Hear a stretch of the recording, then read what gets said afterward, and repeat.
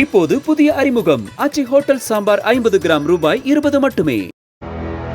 கர்நாடக மாநிலம் பெங்களூரு ஹெப்பகோடி திருப்பாளையா பகுதியை சேர்ந்தவர்கள்தான் மோகன் ராஜு ஸ்ரீகங்கா தம்பதியர். இவர்களுக்கு 6 வயதில் ஒரு குழந்தை உள்ளது. ஒரு நாள் தனது மகனை பள்ளியில் விட சென்றுள்ளார் ஸ்ரீகங்கா. அப்போது திடீரென ஸ்ரீகங்காவை நோக்கி சீறி பாய்ந்து ஓடி வந்த நபர் தான் மறைத்து வைத்திருந்த கத்தியை எடுத்து ஆக்ரோஷமாக குத்த ஆரம்பித்தார். ஒட்டுமொத்த பள்ளி வளாகமும் அலறி போனது.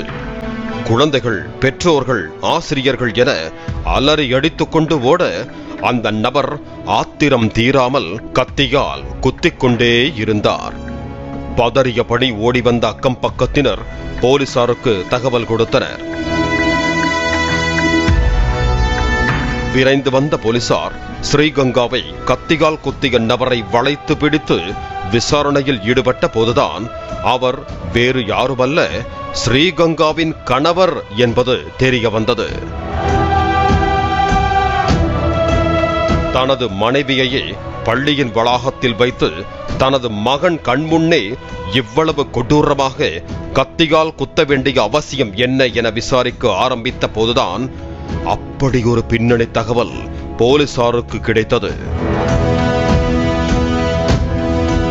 மோகன் ராஜுவும் அவரது நண்பர் மணிகண்டனும் ஒரே தொழிற்சாலையில் வேலை பார்த்து வந்துள்ளனர். அந்த நேரத்தில் அவரது நண்பர் மணிகண்டன் இவர்களுடன் வசித்து வந்துள்ளார்.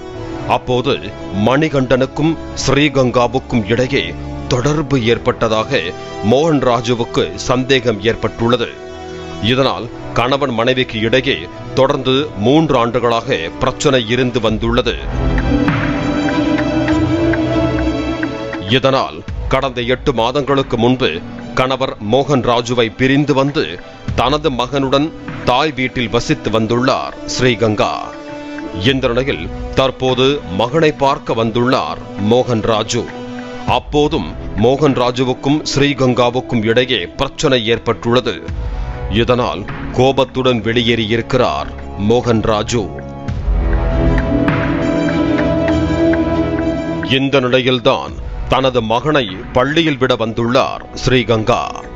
அப்போது பின்தொடர்ந்து நோட்டமிட்ட கணவர் மோகன் ராஜு யாரும் எதிர்பார்க்காத சூழலில் ஓடி வந்து கத்தியால் 7-8 முறை குத்தியுள்ளார் என காவல்துறையின் விசாரணையில் தெரிய வந்துள்ளது.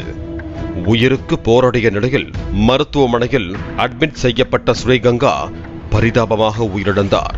கணவர் மோகன் ராஜு போலீசாரால் கொலை வழக்கில் கைது செய்யப்பட்டு சிறையில் அடைக்கப்பட்டிருக்கிறார்.